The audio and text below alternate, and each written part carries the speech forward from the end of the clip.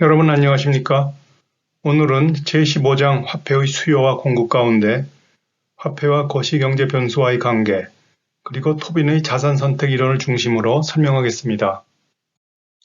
슬라이드 표는 1970년부터 1998년 기간 동안 우리나라를 포함한 9개국 연평균 물가 상승률과 통화량 증가율을 보여주고 있습니다.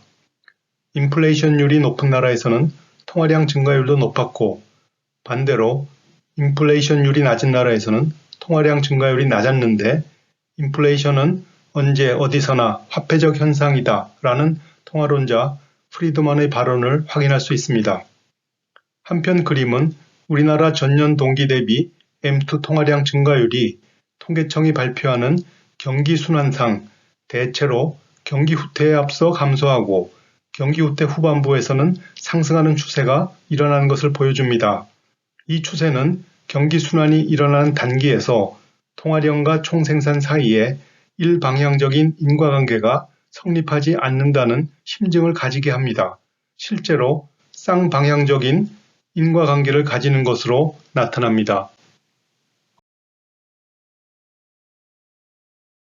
이와 같이 통화가 외생변수와 내생변수의 양면성을 가지는 것은 여러 가지 통화지표가 존재하기 때문입니다. 우선 본원통화는 중앙은행의 통화입니다. 본원통화는 중앙은행의 부채에서 화폐 발행과 은행의 지준 예치금을 합한 국내 부채로 측정됩니다. 중앙은행이 은행, 기업, 가계 등 민간경제 주체와 차이는 자산의 증감은 같은 크기 부채의 증감으로 반영되는 데 있습니다.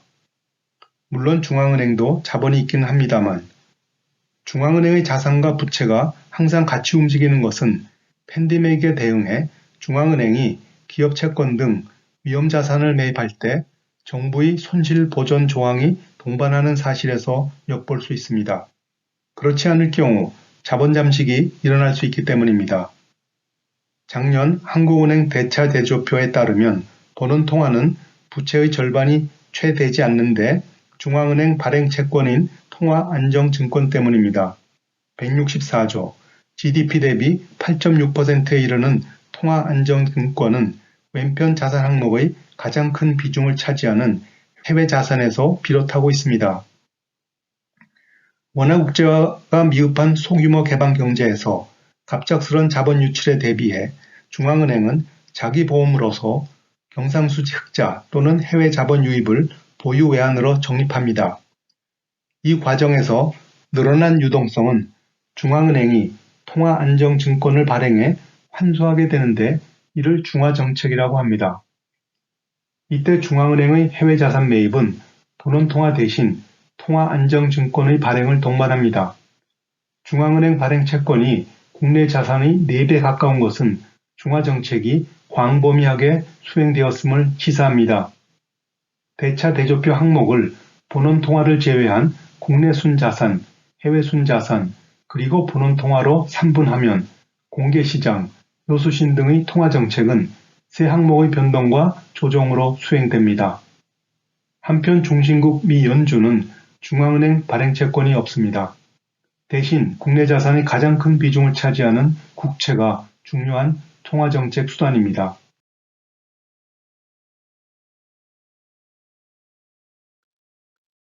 앞서 설명했듯이 통화지표는 다양한 방법으로 측정됩니다. 중앙은행이 통제하는 본원통화는 신용창조 과정을 통해 요구불 예금이 창출되는데 통화승수는 신용의 수요와 공급 두 요인에 의해 그 값이 결정됩니다.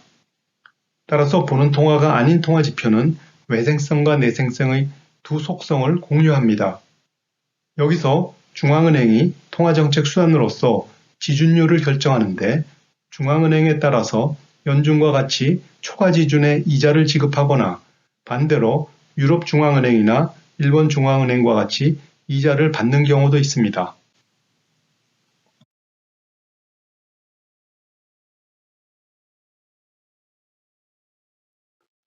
다음은 화폐 수요에 관한 내용입니다. 토빈은 화폐를 중요한 자산으로 보았습니다. 당초 토빈의 제안을 일반화해서 설명하자면 투자자는 안전자산과 위험자산에 투자하는데 위험자산은 안전자산보다 기대 수익률은 높은 대신 위험이 따릅니다.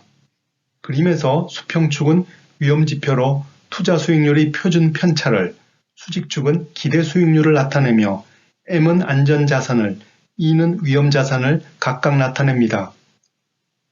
위험자산의 기대 수익률에서 안전자산의 확정 수익률을 뺀 값이 위험 프리미엄이 되겠습니다. 직선 ME의 기울기에 해당하는 시그마의 계수값을 샤프 비율이라고 하는데 위험 대비 초과 기대 수익률, 즉 위험 프리미엄을 나타냅니다.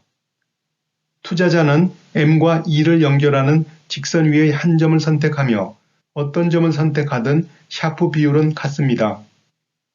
여기서 무차별 곡선과 이 직선이 접하는 P를 선택하는데 이 무차별 곡선은 제19장 말미에서 효용함수가 2차 함수의 형태를 가질 때 그 기대 효용함수를 생각하면 되겠습니다.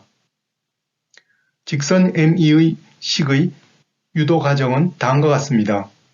두 번째 식은 1원의 투자 원금으로 X1을 위험자산에 1-X1을 안전자산에 각각 투자할 때, 즉 그림에서 P점에서의 수익률입니다. 영문 소문자로 표시한 변수 RE는 그 기대치와 분산반이 알려진 위험자산의 미실현 투자 수익률입니다. 투자 수익률의 분산으로부터 X값을 구해 마지막 식을 유도합니다. 여기서 R은 P에서의 투자 수익률, 시그마는 그 표준 편차가 되겠습니다. 그런데 여기서 E는 어떻게 구해지는 것인지 생각해 볼 필요가 있습니다. A와 B 두 위험자산만이 존재하는 경우 투자자가 포트폴리오를 구성하는 문제입니다. 기대 수익과 분산을 식과 같이 구할 수 있습니다. 마지막 식에서 로 AB는 두 자산 수익률의 상관계수를 표시합니다. 분산의 식은 두 위험자산 수익률의 상관계수가 1이 아니라면 포트폴리오 다변화를 통해 위험을 낮출 수 있다는 함의를 줍니다. 이해를 돕기 위해 상관관계가 0이고 A가 B보다 기대 수익률이 조금 낮고 분산도 조금 더 크다고 가정합니다. 이때 두 자산 가운데 하나만 선택해야 한다면 당연히 B를 선택할 것입니다. 그러나 두 자산 모두 선택 가능하다면 X를 2분의 1로 놓을 때 투자 수익률의 분산이 크게 감소하는 것을 알 수 있습니다. 상관계수가 마이너스 값을 가질 때 다변화의 효과는 더욱 크며 플러스를 하더라도 다변화로 분산을 낮추는 것은 가능합니다.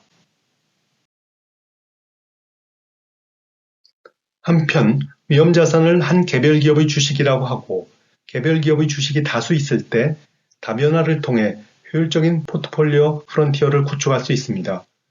검정 실선으로 표시된 프론티어의 점들은 수평축의 일정한 위험 수준 또는 수직축의 일정한 기대 수익에 대해 샤프 비율이 가장 큰 포트폴리오들입니다. 이 프론티어를 구축하는 다양한 소프트웨어 패키지가 있습니다. 이때 안전자산이 존재할 때 RM에서 프론티어와 접하는 이 점의 포트폴리오가 선택되며 투자자는 붉은색 직선상의 한 점을 선택할 수 있습니다. 이제 투자자의 효율적인 포트폴리오 프론티어는 직선으로 확장되었습니다. 안전자산이 없을 때 포트폴리오 프론티어와 단지 이 점만 공유할 뿐입니다. 여기에 안전자산의 가치가 있습니다. P점은 투자 원금의 일정 부분을 안전자산에 투자하는 경우이며 L점은 레버리지, 즉 돈을 빌려 투자를 하는 경우입니다. 이때 기대 수익률은 더 크지만 그만큼 위험도 높아지게 됩니다. 한편 안전자산의 수익률이 매우 낮을 때 점 2-의 포트폴리오가 선택되며 이와 비교하면 기대 수익률과 표준 편차 모두 작습니다. 그러나 이때 오렌지색의 포트폴리오 프론티어 2-의 오른편에 위치한 점과 같이 높은 수익률을 좇는 위험추구 행태가 일어날 수 있습니다. 이 레버리지 투자에 따른 위험은 개별 주식의 위험이 아닌 시스템 위험을 동반합니다. 초저금리 하에서 많은 투자자들이 거리낌 없이 레버리지 투자에 몰입하다 어떤 외부 충격으로 투자금에 큰 손실이 일어날 때 갚아야 할 빚을 생각해 보면 쉽게 이해될 것입니다. 오늘은 이만 마치겠습니다.